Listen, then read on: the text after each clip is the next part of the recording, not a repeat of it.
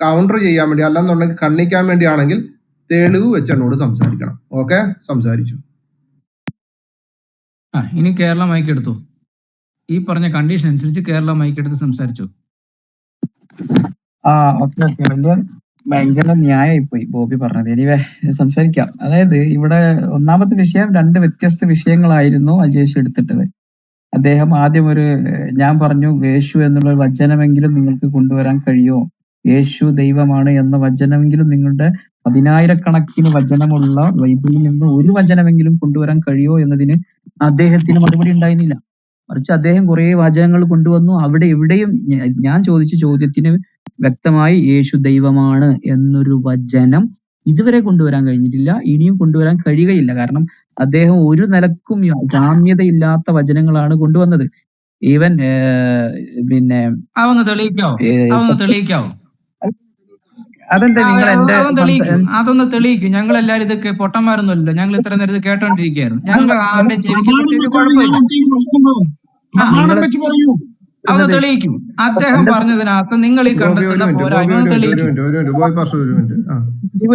സൈദാണ് സംസാരിക്കുന്നത്. പിന്നെ നിങ്ങൾ അതിനെ ചാടി കളിക്കുന്നത്. ഞാൻ സംസാരിച്ചപ്പോ നിനക്ക് ഇടയ്ക്ക് കയറായിരുന്നല്ലേ?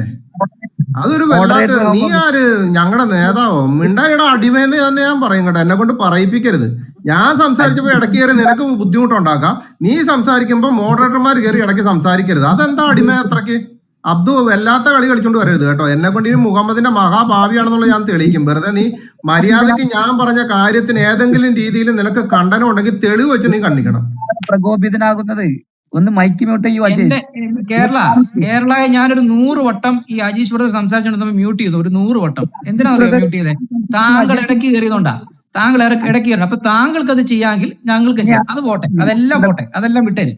ഞാനും മ്യൂട്ട് ചെയ്യാം. പക്ഷെ ഒറ്റ കാര്യമുള്ളൂ, അജീഷ് പറഞ്ഞതിനകത്ത് നിങ്ങൾക്ക് ആക്ഷേപം ഉണ്ടെങ്കിൽ അത് കൃത്യമായിട്ട് പ്രമാണങ്ങളുടെ അടിസ്ഥാനത്തിൽ തെളിവുകൾ വെച്ച് നിങ്ങൾ പറയണം. അല്ല ചുമ്മാ പറയാൻ പറ്റത്തില്ല. ഇത്രയും നേരം 3 മണിക്കൂറായി. ഈ 3 മണിക്കൂർ നിങ്ങളെ ഞങ്ങൾ കേട്ടോണ്ടിരിക്കുക. ഇതിനിടയ്ക്ക് നിങ്ങൾ പറഞ്ഞ ഒരു കാര്യത്തിനും കൃത്യമായ റെഫറൻസോ തെളിവോ ഒന്നുമില്ല. ഇനി നിങ്ങൾ പറയുന്നെങ്കിൽ അത് തെളിവ് വെച്ചിട്ടേ പറ്റുള്ളൂ, അല്ലാതെ ചുമ്മാ സംസാരിക്കാൻ പറ്റത്തില്ല. ഇത് ഞാനും മ്യൂട്ട് ചെയ്യാം. ഓക്കെ, അപ്പോ ഞാൻ ചോദിച്ചു, അള്ളാഹു ദൈവമാണ് എന്നതിന് ഖുർആനിൽ ഒരുപാട് വചനങ്ങൾ ഉണ്ട് എന്ന് ഞാൻ പറഞ്ഞു. അതിനൊക്കെ ഒരുപാട് തെളിവുകളുണ്ട്. അള്ളാഹു വചനങ്ങൾ, അള്ളാഹു ലാ ഇലാഹ ഇല്ലല്ലാഹ് എന്ന പദം മാത്രം ഖുർആനിൽ സെർച്ച് ചെയ്ത് തന്നെ ഒത്തിരി ഉണ്ട്. അതൊക്കെ വേണമെന്നുണ്ടെങ്കിൽ ഞാൻ തെളിവ് സഹിതം പറയാം. പക്ഷെ അങ്ങനെ അത് ഒരു നിങ്ങൾ ചോദിച്ച ചോദ്യം ബാലിശമായ ചോദ്യമാണ്. ആ ചോദ്യം അല്ല. അതിന് ആൻസർ നിങ്ങൾ പറഞ്ഞത്.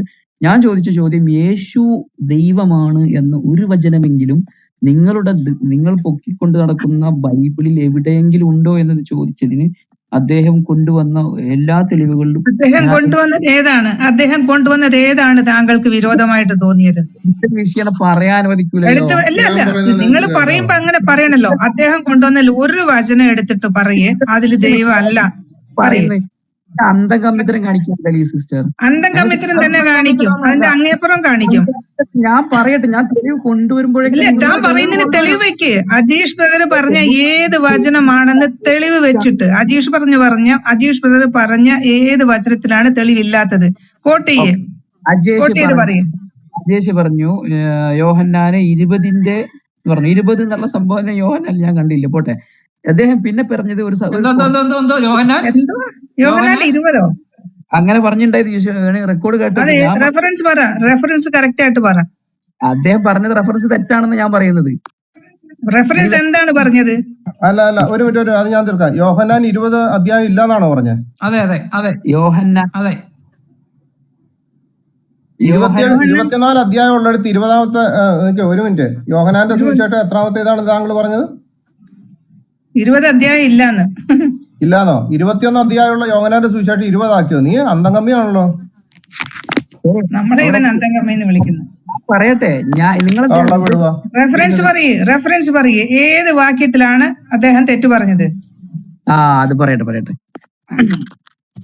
അദ്ദേഹം പറഞ്ഞു ഞാൻ സത്യമാണ് എന്ന് യേശു പറഞ്ഞിട്ടുണ്ട്. അതിൽ നിന്ന് മനസ്സിലാക്കാം ദൈവമാണെന്ന്. അതൊരിക്കലും തെളിവല്ല. ഞാൻ പറയുന്നത് യേശു ദൈവമാണ് എന്ന് പറഞ്ഞ വചനം ഞാൻ പറഞ്ഞ വാക്യം വെച്ചിട്ട് സംസാരിച്ചാൽ മതി. എന്നെ കണ്ണിക്കണ വാക്യം വെച്ച് സംസാരിക്കാൻ പറ്റും. ഞാൻ പറഞ്ഞ വാക്യങ്ങൾ വെച്ചുകൊണ്ട് എന്നെ കണ്ണിക്കാൻ പറ്റത്തുള്ളൂ. കാരണം ഞാൻ വാക്യങ്ങൾ വെച്ചുകൊണ്ട് തന്നെയാണ് സംസാരിച്ചത്. ഞാൻ എന്റെ ആശയമല്ല പറഞ്ഞത്. വാക്യം വെച്ച് എന്നെ കണ്ണിക്കണം. ഒരു രക്ഷയില്ല മോനെ. അതിന് വാക്യമില്ലല്ലോ. ഞാൻ യേശു ദൈവമാണെന്നുള്ള വാക്യമുണ്ടോ? ഞാൻ അതാ ചോദിച്ചു. ആ വാക്യമുണ്ടോ? ഇപ്പൊ സത്യത്തിന്റെ വിഷയം പറഞ്ഞു ബോയ് പാസ്റ്റർ. ഒരു മിനിറ്റ്, സത്യത്തിന്റെ വിഷയം പറഞ്ഞു. യേശു സത്യമാണെന്ന് പറഞ്ഞതിന്റെ അത് ഞാൻ കള്ളത്തരം കാണിച്ചു എന്ന് പറഞ്ഞു. ഏത് വാക്യം വെച്ചാ ഞാൻ കള്ളത്തരം കാണിച്ചത്? പറ. സംസാരിക്കാം. കഴിഞ്ഞ നിങ്ങളത് ശരി.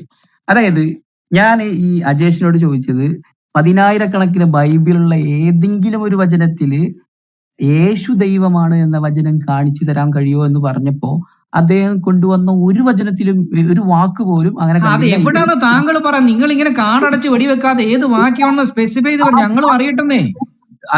ഞങ്ങളും കൂടെ അറിയട്ടെ. അദ്ദേഹം പറയട്ടെ. അദ്ദേഹം ആ പദം റെഫറൻസ് പറ. ഏത് വാക്യം റെഫറൻസ് പറ. ചുമ്മാ പറഞ്ഞ കാര്യമുണ്ടോ? കൊണ്ടുവന്നിട്ടില്ല എന്ന് ഞാൻ പറയുന്നത്. പിന്നെ റെഫറൻസ് ഞാൻ പറയാം. അയാൾ പറഞ്ഞത് മുഴുവൻ നിങ്ങൾ കേട്ടില്ലേ? ഞാൻ പറഞ്ഞത് മുഴുവനും സലീം കേട്ടായിരുന്നോ? അങ്ങനെ ഒരു വചനം കണ്ടില്ല. ഞാൻ പറഞ്ഞത് മുഴുവനും താങ്കൾ കേട്ടായിരുന്നോ? അജേഷേ, എന്താ അസഹിഷ്ണുത? ഞാൻ പറയുന്നത് താങ്കൾക്കാണ് കാണിച്ചിട്ടുണ്ട്. ഞാൻ ചോദിച്ചാൽ ഞാൻ പറഞ്ഞത് മുഴുവനും താങ്കൾ കേട്ടായിരുന്നോ? എന്നിട്ട് മ്യൂട്ടായത് ഇടയ്ക്ക് വീണ്ടും മ്യൂട്ടാകുമ്പോൾ വീണ്ടും ഓൺ ആകുന്നുണ്ടായിരുന്നു. എനിവേ ഞാൻ പറയട്ടെ. അല്ല, അങ്ങനെ പറയണ്ട. താങ്കൾക്ക് കൃത്യമായിട്ട് തെളിവ് വെച്ച് പറയാൻ പറ്റുമോ? അജീഷ് പറഞ്ഞ അജീഷ് കൊണ്ടുവന്ന ഇന്ന പ്രൂഫ് വെച്ചിട്ട് അജീഷ് പറഞ്ഞത് തെറ്റാണ് എന്ന് താങ്കൾക്ക് തെളിയിക്കാൻ പറ്റുമോ ഇല്ലയോ? പറ്റും. അതാണ് പറ്റുമെങ്കിൽ ഇനിയുള്ള മിനിറ്റുകളിൽ താങ്കൾ അത് ചെയ്യണം. അജീഷ് പറഞ്ഞ ഇന്ന വാക്യത്തിൽ അജീഷ് പറഞ്ഞ ആശയമില്ല, അടുത്ത വാക്യത്തിൽ അജീഷ് പറഞ്ഞ ആശയമില്ല എന്ന് കൃത്യമായ റെഫറൻസുകളുടെ അടിസ്ഥാനത്തിൽ താങ്കൾ പറയണം. അജീഷ് താങ്കളോട് സംസാരിച്ചപ്പോഴൊക്കെ കൃത്യമായിട്ടുള്ള ബൈബിൾ റെഫറൻസും ഖുറാന്റെ റെഫറൻസും ഹദീസിന്റെ റെഫറൻസും താങ്കൾക്ക് വെച്ചിട്ടുണ്ട്. ഞങ്ങൾ അതെല്ലാം കേൾക്കുകയും ചെയ്തിട്ടുണ്ട്. ഞങ്ങൾ ആരും പൊട്ടന്മാരല്ല. ഇനിയുള്ള മിനിറ്റിൽ താങ്കൾക്ക് സംസാരിക്കാൻ അനുവദിക്കുമ്പോൾ കൃത്യമായിട്ട് തെളിവുകൾ വെച്ച് ഇന്ന കാര്യത്തെ വെച്ച് ആ വാക്യത്തെ വെച്ച് തന്നെ താങ്കൾ റെഫ്യൂട്ട് ചെയ്യണം. ഓക്കെ. അതായത് ഞാൻ അജേഷിനോട് ചോദിച്ചത് യേശു ദൈവമാണ് എന്നുള്ളൊരു വചനം, ആ വേർഡ് ടു വേർഡ് വചനം ഉണ്ടോ എന്ന് ചോദിച്ചതിന് അദ്ദേഹം ഇവിടെ വായിച്ച മുഴുവൻ തെളിവിലും അങ്ങനെ ഒരു വചനം അദ്ദേഹം കൊണ്ടുവന്നിട്ടില്ല. അതിൽ നിന്ന് ഞാൻ മനസ്സിലാക്കുന്നത് അങ്ങനെ ഒരു വചനം നിങ്ങളുടെ ബൈബിളിൽ ഇല്ല. അങ്ങനെ പറഞ്ഞു പോകാൻ പറ്റത്തില്ല കേരള. നിങ്ങൾ അദ്ദേഹം പറഞ്ഞ ഒരു റെഫറൻസ് എങ്കിലും എടുത്തു വെച്ചിട്ട് പറയൂ. ചുമ്മാ അങ്ങനെ ആളുകളെ തെറ്റിദ്ധരിപ്പിക്കാൻ പറ്റത്തില്ലല്ലോ. അല്ല, അങ്ങനെ പറ്റില്ല. നിങ്ങള് അങ്ങനെ ഇപ്പൊ ആർക്കാ പറയാൻ മേലാത്തെ? നിങ്ങൾ പറഞ്ഞ മുഴുവൻ തെറ്റാണ്. അതുകൊണ്ട് എനിക്ക് ആ കാര്യത്തിൽ എനിക്ക് അംഗീകരിക്കാൻ പറ്റത്തില്ല, ഞങ്ങൾക്കും പറയാൻ പറ്റുകയല്ലേ? അങ്ങനെ അദ്ദേഹം പറഞ്ഞ അല്ല. ബോയ് പാഷേ ഒരു മിനിറ്റ്. കേരള വിചാരം ഞാനാണല്ലോ തെളിവുകൾ വെച്ചത്. ഓക്കെ, താങ്കൾ തുടക്കം പോലെ കേട്ടുകൊണ്ടിരിക്കുകയാണെന്ന് ഞാൻ വിശ്വസിച്ചു. ഞാൻ ആദ്യമേ പറഞ്ഞത് എന്താണെന്നൊന്ന് പറയാം. യേശു ക്രിസ്തുവിന്റെ ദൈവികമായിട്ട് ബന്ധപ്പെട്ട് ആദ്യമേ പറഞ്ഞത് എന്താണെന്നൊന്ന് പറഞ്ഞു. ഞാൻ എല്ലാം കേട്ടതാണ്. ഞാൻ എന്റെ പോയിന്റ് മാത്രം ശ്രദ്ധിച്ചിട്ടുണ്ടായിരുന്നുള്ളൂ. അതിൽ യേശു ദൈവമാണ് എന്നുള്ള വചനമുണ്ടോ? അങ്ങനെ പറയാൻ പറ്റുമോ? നിങ്ങൾ അവിടെ ഒരുപാട് പ്രസംഗിച്ചിട്ട് എനിക്കൊരു ആവശ്യമില്ല. നിങ്ങളുടെ ചോദ്യത്തിൽ, നിങ്ങളുടെ ഉത്തരത്തിൽ ഞാൻ ചോദിച്ച ചോദ്യത്തിന് ഉത്തരമുണ്ടോ എന്നായിരുന്നു ഞാൻ ശ്രദ്ധിച്ചിരുന്നത്. ഇവിടെയും തന്നെ യേശു ദൈവമാണ് എന്നൊരു വചനം അദ്ദേഹം അവിടെ അങ്ങനെ ഒരു വാക്ക് വേർഡ് ഉണ്ട് എന്നുള്ളതിനെ പറഞ്ഞ ഒരു റെഫറൻസും കൊണ്ടുവന്നിട്ടില്ല. പിന്നെ കൊണ്ടുവന്ന റെഫറൻസ് പിന്നെ കുറെയൊക്കെ സത്യത്തിനോട് കുറെയൊക്കെ അടുക്കുന്നത് എന്ന് പറയാൻ പറ്റുന്ന സംഗതി ഉണ്ടായിരുന്നത്. അതും പിന്നെ തന്നെ അദ്ദേഹത്തിന്റെ ആ വചനം കംപ്ലീറ്റ് ആയി വായിച്ചപ്പോ അത് പൊളിഞ്ഞു പോയി. ഉദാഹരണം അത് ഞാൻ പറയാം. അത് ഞാൻ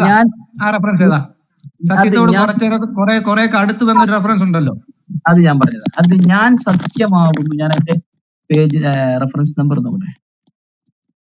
ഞാൻ സത്യമാകുന്നു എന്ന് പറയുന്നത് അത് ആർക്കും അറിയോ? അല്ല, താങ്കൾ കേട്ടതല്ലേ? ഒരാളെ റെഫ്യൂട്ട് ചെയ്യുമ്പോ ഞങ്ങളോടാണ് ചോദിക്കുന്നത്. കേട്ടതാണ്. ആരെങ്കിലും ഞാൻ പറഞ്ഞത് മുഴുവനും കേട്ടിട്ട് പുള്ളിയെ സഹായിക്കാൻ വേണ്ടി ചാറ്റ് ബോക്സിൽ അങ്ങാണ്ട് ബാക്കി വിട്ടു കൊടുത്തിട്ടുണ്ടെങ്കിൽ പിന്നെ റൂമിലേക്ക് കയറ്റത്തില്ല, ഞാൻ എടുത്ത് പുറത്താക്കി കളയല്ല. അതിനും കേട്ടല്ലോ, പറഞ്ഞേക്കാം. അദ്ദേഹം എന്തിനാ കോപിക്കുന്നത്? അജേഷ്, ഇയാൾക്ക് എന്ത് പറ്റി? ഞാൻ പിശാചിനോട് നിൽക്കാറുള്ളൂ, പിശാചിനോട് ഇങ്ങനെ നിൽക്കത്തുള്ളൂ. കാരണം പിശാചിനോട് സൗമ്യതയിൽ സംസാരിക്കരുതെന്നാണ് എന്റെ വിശുദ്ധ വേദപുസ്തകം എന്നോട് പഠിപ്പിച്ചിരിക്കുന്നത്. അതുകൊണ്ട് പിശാചിനോട് എതിർത്ത് നിൽക്കുക എന്നാണ്, അല്ല സ്നേഹിച്ച് നിൽക്കാൻ പറഞ്ഞിട്ടില്ല. അതുകൊണ്ടാണ്. ഓക്കെ, താങ്കൾ ആ സത്യം എന്ന് പറഞ്ഞ സാധനം വായിച്ചോളൂ. ഓക്കെ, ഒന്ന് വെയിറ്റ് ചെയ്യട്ടോ. ഒന്ന് മറിച്ച് വെക്കട്ടെ.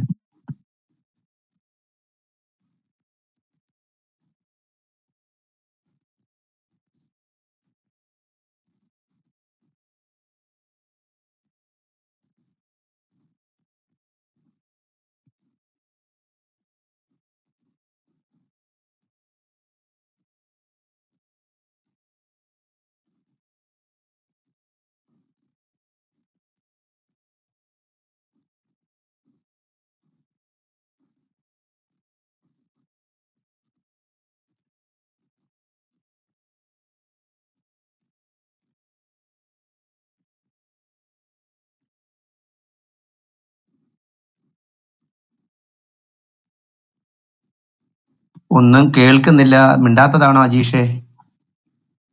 പുള്ളി ആ വാക്യം എടുത്തോണ്ടിരിക്കുക. യേശു സത്യമാണെന്ന് ഞാൻ പറഞ്ഞതിൽ പാളിച്ചു വന്നെന്നാണ് പുള്ളി പറയുന്നത്. അപ്പൊ ആ വാക്യം എടുത്തോണ്ടിരിക്കുക. ആ വാക്യം വെച്ച് സംസാരിച്ചാൽ മതി.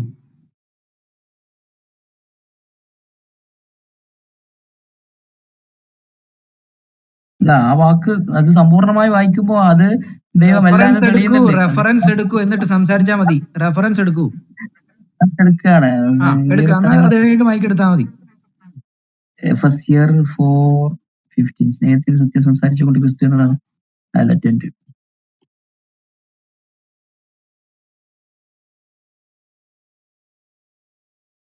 നിങ്ങൾക്ക് അറിയേണ്ട ഈ റെഫറൻസ് പറഞ്ഞാൽ പെട്ടെന്ന് മറിച്ച് വേണ്ടെന്ന് അതിന്റെ ആവശ്യമില്ലല്ലോ. താങ്കൾ അജീഷിനെ റെഫ്യൂട്ട് ചെയ്യുമ്പോൾ അജീഷ് വെച്ച് ഇങ്ങനെ ഒരു ഡിബേറ്റ് ഇതൊക്കെ ഒരു ബേസിക്കാ കേരള വിചാരം.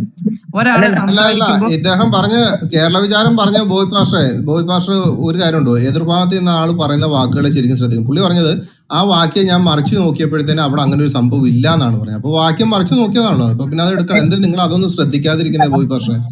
കറക്റ്റ് ശ്രദ്ധിക്കണം. കളവ് പറയരുത് എന്റെ മേലിൽ. ഞാൻ അങ്ങനെ പറഞ്ഞിട്ടില്ല. ഞാൻ മറിച്ച് നോക്കിയപ്പോൾ എന്ന് ഞാൻ താങ്കൾ ഒരു കാര്യം ചെയ്യും. താങ്കൾ ഇതേ കയറി പിടിക്കണ്ട. താങ്കൾ ആ റെഫറൻസ് ഒന്ന് എടുത്ത് പറയാവോ? അജീഷ് ബ്രദർ പറഞ്ഞതിന് ഒരു റെഫറൻസ് ഒന്ന് എടുത്ത് പറയാവോ? ഈ പറഞ്ഞ സത്യം എന്ന് പറഞ്ഞതിനൊന്ന് റെഫറൻസ് കേൾപ്പിക്കാവോ?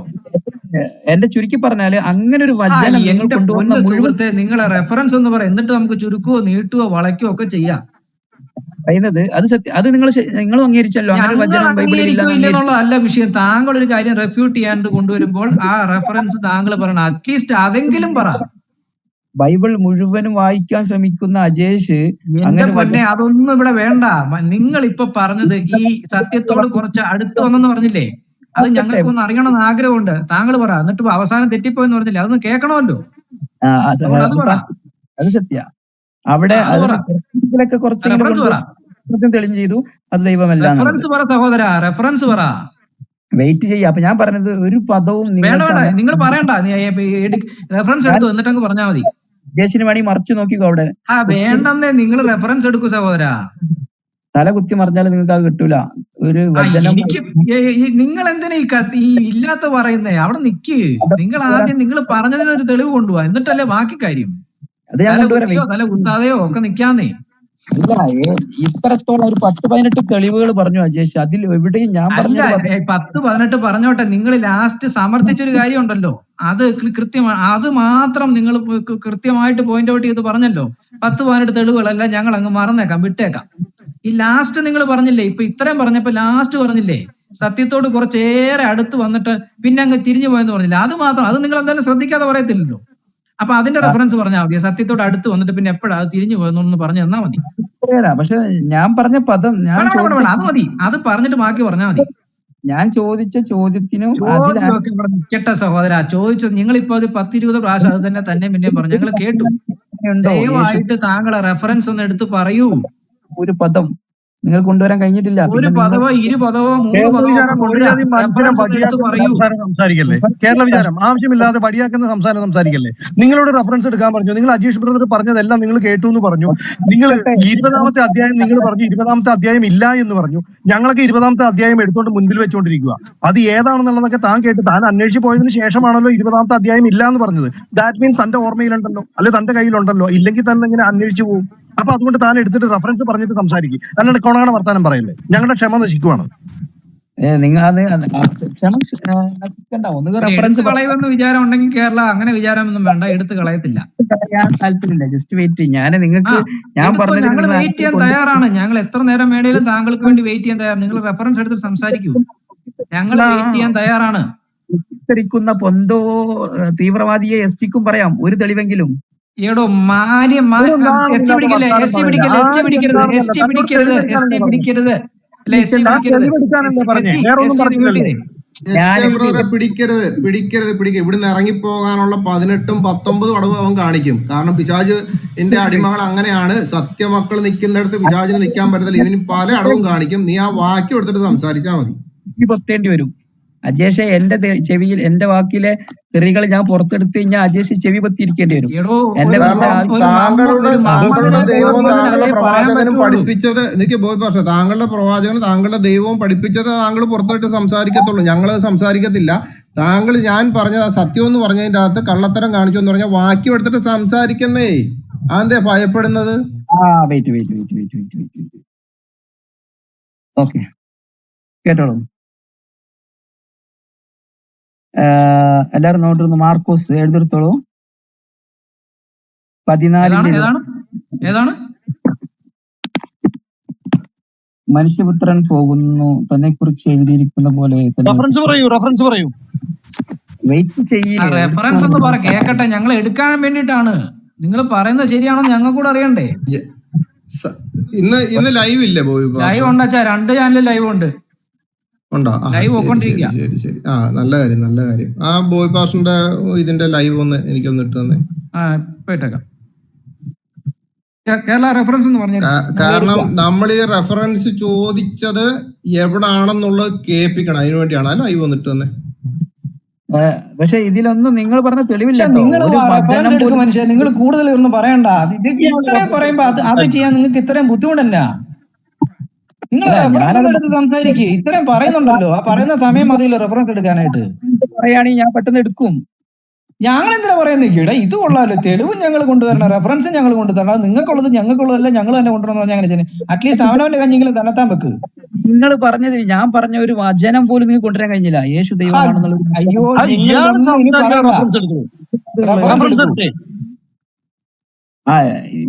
നിങ്ങൾ ഇതുവരെ 12 ലിങ്ക് ഇട്ടിട്ടുണ്ടേ പറഞ്ഞോളൂ. ഇയാള് റെഫറൻസ് എടുക്കുക. വേറെ സംസാരം വേണ്ട ഇയാൾക്ക് അതിന്റെ അവകാശമില്ല. താൻ റെഫറൻസ് എടുത്തിട്ട് സംസാരിച്ചാൽ മതി. വേറെ ഒന്നും പറയണ്ട. ഈ പറഞ്ഞ എല്ലാ കാക്കന്മാരും കാണിക്കുന്ന പോലെ ഇയാൾ ഇവിടുന്ന് കാണിക്കല്ലേ. മുഹമ്മദിന്റെ സ്വഭാവം കാണിക്കാതെ പറയുന്ന റെഫറൻസ് എടുത്തിട്ട് സംസാരിക്കൂ. ഞങ്ങൾ റെഫറൻസ് വെച്ചിട്ടല്ലേ സംസാരിക്കുന്നേ. പിന്നെ ഇയാൾ എന്തിനാ ആവശ്യമില്ലാതെ സംസാരിക്കുന്നേ? വെയിറ്റ് നിങ്ങളൊരു വചനം കൊണ്ടുവരാൻ പറഞ്ഞിട്ട് നിങ്ങൾ ഞങ്ങൾ മ്യൂട്ട് ചെയ്തിരിക്കുകയല്ലേ, നിങ്ങളല്ലേ ഇടയ്ക്ക് കയറി സംസാരിക്കുന്നത്. ഞാനടക്കം മ്യൂട്ട് ചെയ്തിരിക്കുക ഇവിടെ റെഫറൻസിന് വേണ്ടി. എത്ര നേരം വേണം വെയിറ്റ് ചെയ്യാം.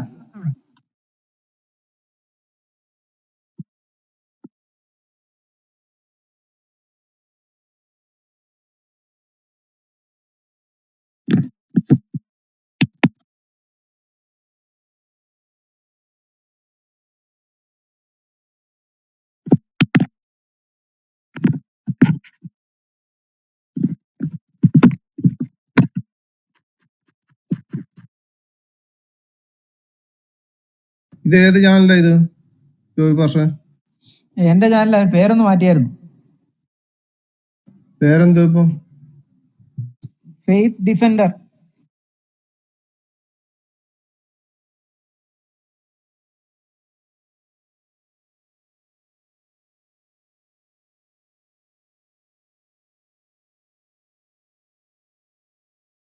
അജീഷ് ബ്രദർ കേൾക്കുന്നുണ്ടോ? അജീഷ് ബ്രദറെ ആ KVP-ലേക്ക് ഒന്ന് പറഞ്ഞേ. ഉണ്ട്. അയ്യോ, ഇവിടെ ഒരു പുളി നടന്നുകൊണ്ടിരിക്കുകയാണല്ലോ. അത്യാവശ്യമാണോ? ഓക്കെ ശരി കഴിയുന്ന ഇവിടെ ഇപ്പം യേശുക്രിസ്തുവിന്റെ ദൈവികതയിൽ സംസാരിച്ചപ്പോഴത്തേക്ക് ഞാൻ യേശുക്രിസ്തു സത്യമാണെന്നുള്ളത് ഞാൻ വചനം വെച്ച് തെളിയിച്ചു. അപ്പൊ കേരള വിചാരം അത് ബൈബിളിന്റെ അകത്തൊന്ന് വായിച്ചു നോക്കിയപ്പോഴത്തേനും അവിടെ അങ്ങനെ ഇല്ല എന്നാണ് പറയുന്നത്. അപ്പൊ ആ വാക്യം ഒന്ന് കിട്ടിയിട്ട് വേണം അങ്ങോട്ട് വരാൻ. ഓക്കെ അത് കഴിഞ്ഞിട്ട് അങ്ങോട്ട് പോരണേ. വന്നേക്കാം. കഴിഞ്ഞിട്ടേ വിടത്തുള്ളൂ.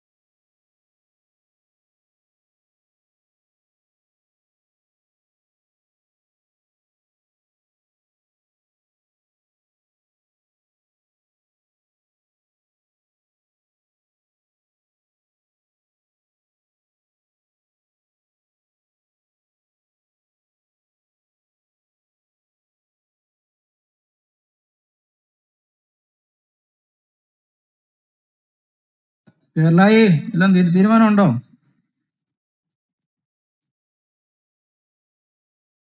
വരും വരാതിരിക്കുകയാണെന്ന് നിങ്ങള് ക്ഷമിക്കേ. കത്തിരിക്കച്ച ഒരു ആകാംക്ഷ.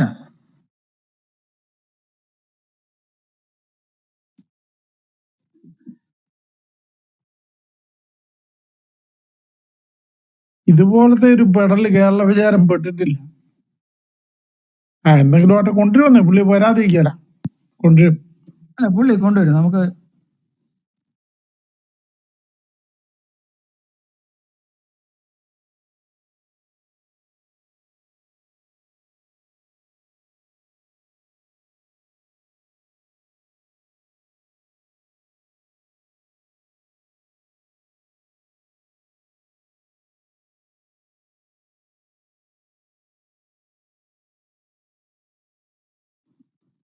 സത്യത്തിൽ ഇതൊന്ന് ശരിക്കും കേട്ടായിരുന്നെങ്കിൽ ഇത്രയും സമയം പോകത്തില്ലായിരുന്നു. ആ പോട്ടെ, ഇനിയിപ്പോ എന്തേലും ആട്ടെ.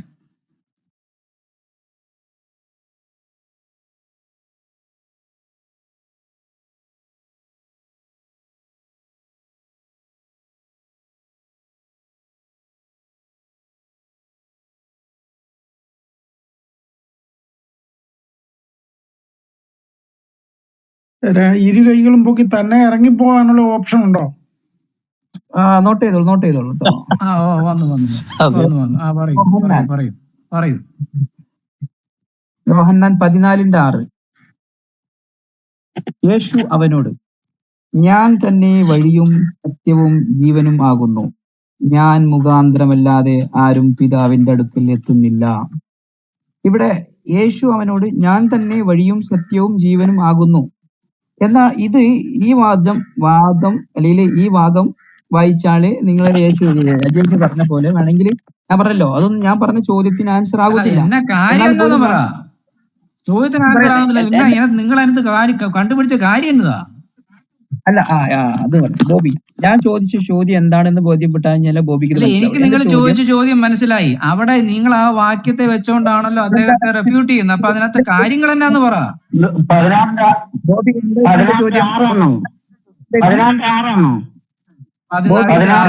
ഒരു മിനിറ്റ്. ബോബി എന്റെ ചോദ്യം എന്തായിരുന്നു? ബോബി ചോദ്യം മനസ്സിലായി എന്ന് പറഞ്ഞു. എന്താ ചോദ്യമായിരുന്നു?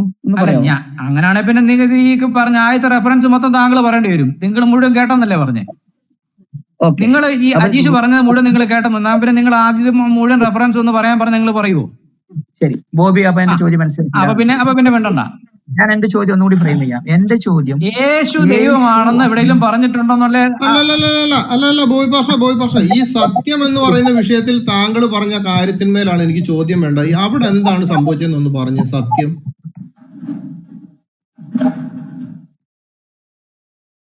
താങ്കൾ പറഞ്ഞ യേശു സത്യമാണെന്ന് പറയുന്ന കാര്യത്തിന് കുറെയൊക്കെ സത്യത്തോട് അടുത്ത് വരുന്നുണ്ട്. എന്നാ ബാക്കി വന്നപ്പോഴത്തേനും പൊളിഞ്ഞു പോയതുകൊണ്ടാണ് ഇവിടുത്തെ പോയത്. ആ വാക്യത്തിന്റെ അതെന്താ സംഭവം? ഓക്കെ, അപ്പോ ഞാൻ ചോദിച്ച ചോദ്യം, യേശു ദൈവമാണ് എന്ന ഒരു വചനമെങ്കിലും 10,000 വരുന്ന നിങ്ങളുടെ ബൈബിളിൽ നിന്ന് ഏതെങ്കിലും ഒരു വചനം കൊണ്ടുവരാൻ കഴിയുമോ എന്ന് വായിച്ചപ്പോ അജേഷ് ബ്രദർ ഇവിടെ ഒത്തിരി വചനങ്ങൾ കൊണ്ടുവന്നു. അതിലൊന്നും യേശു ദൈവമാണ് എന്ന വചനം ഞാൻ കണ്ടില്ല. പിന്നെയും കുറച്ചെങ്കിലും അതിനോട് കുറച്ചെങ്കിലും നിരക്കുന്നത് ഈ യോഹന്നാന്റെ 14:6. അതിങ്ങനെയാണ്, യേശു ഒരാളോട് പറയണം, ഞാൻ തന്നെ വഴിയും സത്യവും ജീവനുമാകുന്നു. അവിടെ വേണമെന്നുണ്ടെങ്കിൽ യേശു ദൈവമാണ് എന്ന് പറയുന്നതിനോട് തുല്യമാണ്, സത്യമാണ് എന്ന് യേശു പറഞ്ഞു എന്ന് പറഞ്ഞ് പരത്തിയാൽ തന്നെ അതിന്റെ തുടർച്ചയിൽ വായിക്കുമ്പോൾ ഞാൻ മുഖാന്തരമല്ലാതെ ആരും പിതാവിന്റെ അടുക്കൽ എത്തുന്നില്ല എന്ന് പറയുമ്പോൾ അതിൽ നിന്ന് വ്യക്തമായി അദ്ദേഹം വേറെയാണ്, പിതാവ് വേറെ. അത് ദൈവത്തിലേക്ക് എത്താൻ കഴിയില്ല എന്നിലൂടെ അല്ലാതെ. അത് ഞങ്ങളുടെ വിശ്വാസമാണ്. യേശു ഒരു പ്രവാചകനാണ്. പ്രവാചകനിലൂടെ അല്ലാതെ ഒരാൾക്കും ദൈവത്തിലേക്ക് എത്താൻ കഴിയില്ല എന്നതിന് തത്തുല്യമായിട്ട് മാത്രമാണ് യേശു എന്ത് പറഞ്ഞത്? ഞാൻ സത്യവും ജീവനുമാകുന്നു, വഴിയുമാകുന്നു. അഥവാ പിതാവിലേക്കുള്ള വഴി, ദൈവത്തിലേക്കുള്ള വഴിയാണ് അദ്ദേഹം. ദൈവത്തിന്റെ സത്യം കാണിക്കാൻ കൊണ്ടുവന്ന സത്യമാണ് അദ്ദേഹം. ആ ദൈവത്തിന്റെ ഭാഗത്തു നിന്നുള്ള ആത്മാവാണ് അദ്ദേഹം.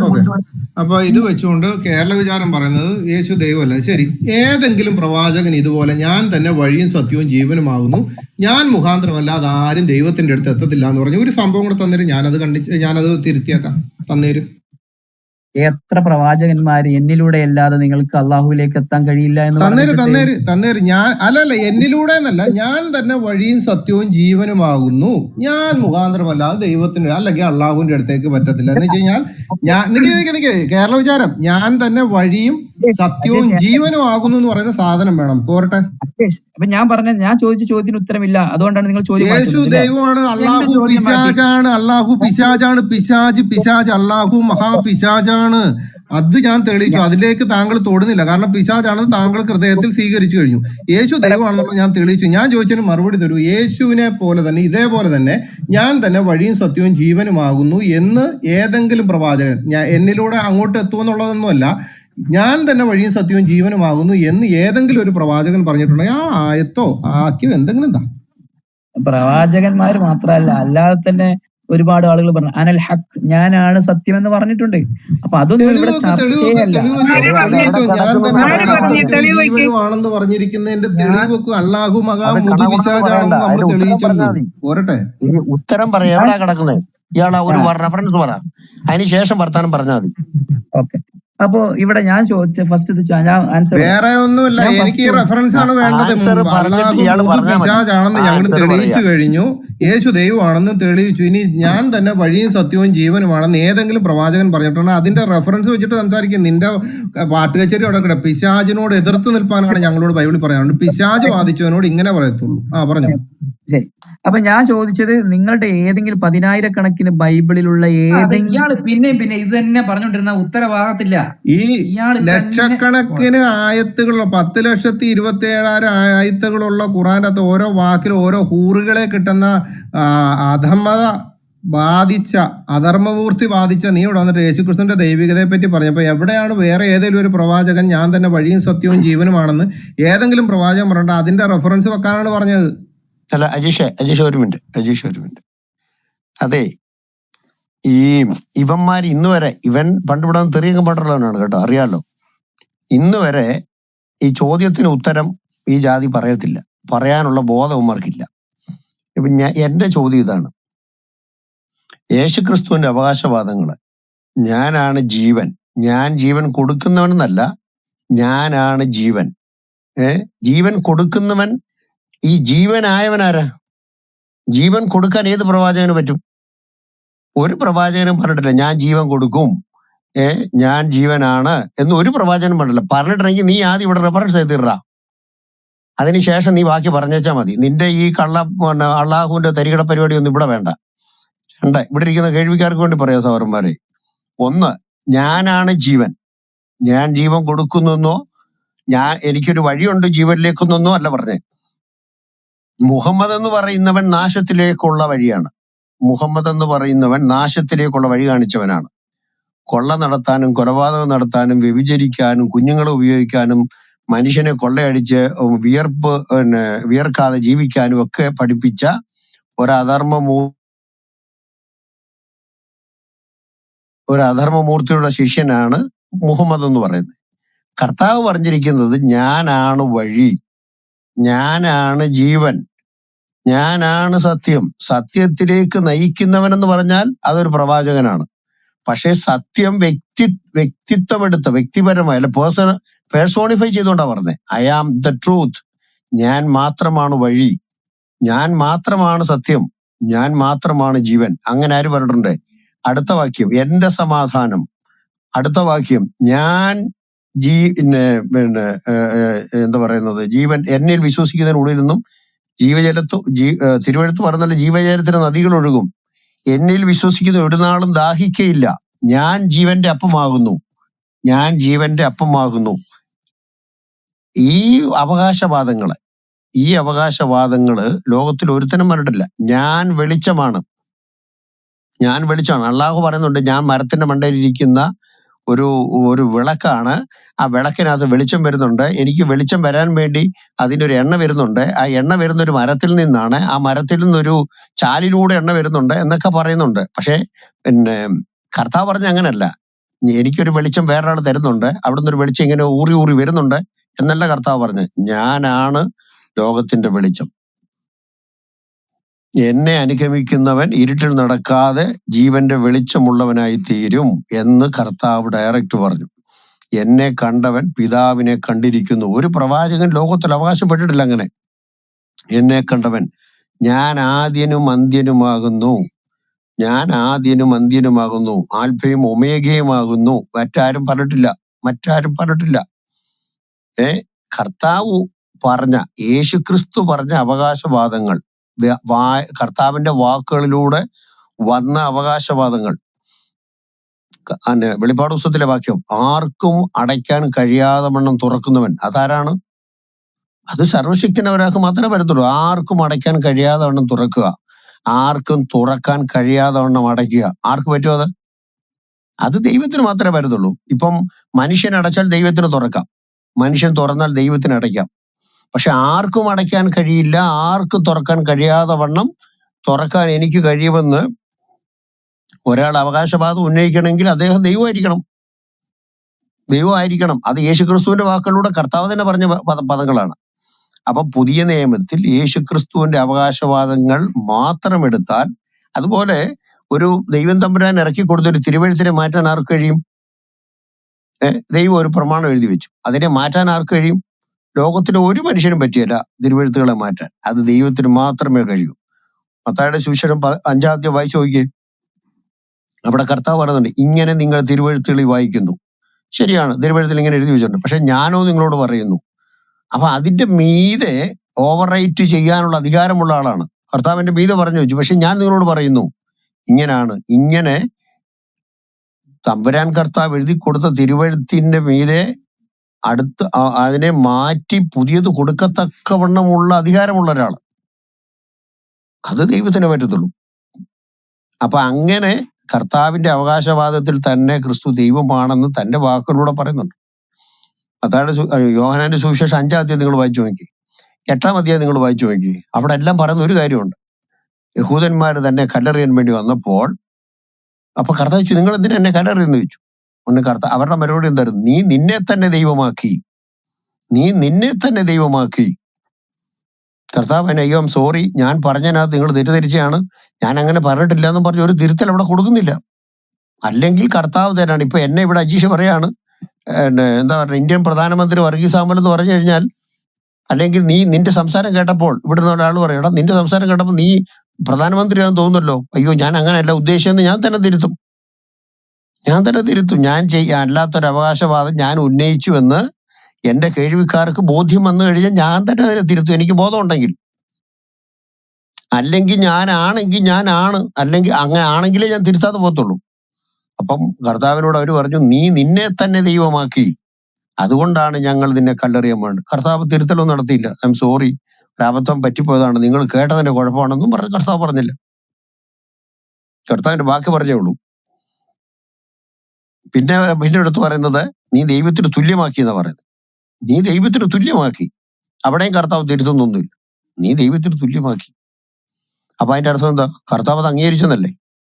ഇനി ഏറ്റവും പ്രധാനമായിട്ട് കർത്താവിനെ പീലാത്തോസിന് മുമ്പിൽ വിസ്തരിക്കുന്ന സമയത്ത് അവർ ചോദിക്കുന്ന ഏറ്റവും വലിയൊരു ചോദ്യമുണ്ട്.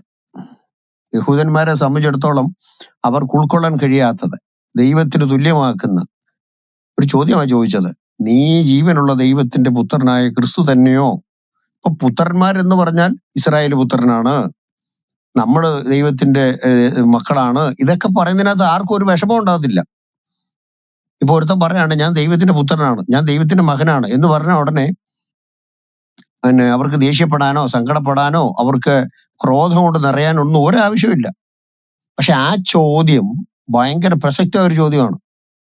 കാരണം അത് ദൈവതുല്യമാക്കുകയാണ്. കർത്താവിനെ വിസ്തരിക്കാൻ വേണ്ടി കൊണ്ടുവന്നപ്പോൾ അവർ ചോദിച്ച ചോദ്യങ്ങളൊന്ന്, അവൻ എന്താ പറയുന്നത്, ദൈവനിന്ദ എന്നൊരു പദമാണ്. ദൈവത്തെ ദുഷിച്ചു, അവൻ തന്നെ ദൈവമാക്കി. ഇതൊക്കെയായിരുന്നു അവരുടെ മുമ്പിലുണ്ടായിരുന്ന ആരോപണങ്ങള്. അപ്പൊ അത് അങ്ങേ അറ്റത്തെ ചോദ്യമായിട്ടാ കയ്യഫാവ് കർത്താവിനോട് ചോദിക്കുന്നത്. എന്താണ്? ഞാൻ നിന്നോട് പല ചോദ്യങ്ങൾക്കും കർത്താവ് ഉത്തരം പറഞ്ഞില്ല, പക്ഷെ ഈ ചോദ്യം ചോദിച്ചു. എന്താണ്? ഞാൻ ജീവനുള്ള ദൈവത്തെ ചൊല്ലി ആണയിട്ടുകൊണ്ടാ ചോദിക്കുന്നത്, നീ ജീവനുള്ള ദൈവത്തിന്റെ പുത്രനായ ക്രിസ്തു തന്നെയോ? കർത്താവ് പറഞ്ഞു, അതെ, യെസ്, ഞാനാകുന്നു നീ പറഞ്ഞതുപോലെ. എന്നിട്ട് കർത്താവ് നിർത്തിയില്ല. എന്നിട്ട് കർത്താവ് പറഞ്ഞു, നീ മനുഷ്യപുത്രൻ ആകാശമേഘങ്ങളെ വാഹനമാക്കി വരും നിങ്ങൾ കാണുമെന്ന് പറഞ്ഞു. അതുകൂടെ കേട്ടപ്പോഴത്തേന് ആകാശമേഘങ്ങളെ വാഹനമാക്കി വരുന്നത് ഇതാ മേഘാരൂഢനായി വരുന്നു എന്ന് ഇവരുടെ ആവർത്തന പുസ്തകം 33 അധ്യായത്തിനകത്ത് എഴുതി വെച്ചിരിക്കുന്നതും യൂദായുടെ ലേഖനത്തിനകത്ത് പറഞ്ഞിരിക്കുന്നത് പോലെയുള്ള പ്രവചനങ്ങൾ വിശ്വസിക്കുന്നവരുമായി യഹൂദനെ സംബന്ധിച്ചിടത്തോളം മേഘാരൂഢനായി വരുന്ന ഒരാളെ ഉള്ള ദൈവ. കർത്താവ് പറഞ്ഞു, തന്റെ ദൂതന്മാരുമായി ഞാൻ മേഘങ്ങളെ വാഹനമാക്കി വരും നിങ്ങൾ കാണുമെന്നും കൂടെ പറഞ്ഞു. അതോട് കേട്ടപ്പോഴത്തേന് പീലാത്തോസ് മുടി വെച്ച് പറിക്കുന്നു, വസ്ത്രം വലിച്ചു കീറുന്നു, ഇനി ഇവനെ കൊണ്ട് ഇനി എന്തിനാണ് സാക്ഷി എന്ന് പറഞ്ഞ്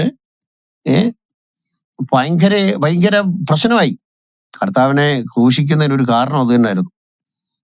അപ്പം താൻ ദൈവമാക്കി എന്നല്ല, താൻ ദൈവമാണെന്ന് പ്രഖ്യാപിച്ചതാണ്. ദൈവപുത്രനാണ്, ദൈവതുല്യനാണ് എന്ന് തന്നെ സ്വന്തം വാക്കുകൾ കൊണ്ട് പറഞ്ഞതാണ് ക്രിസ്തു. അല്ല അള്ളാഹു പറയുന്ന പോലെ ഞാൻ പരത്തിൽ നിന്ന് ഒലിച്ചു വരുന്ന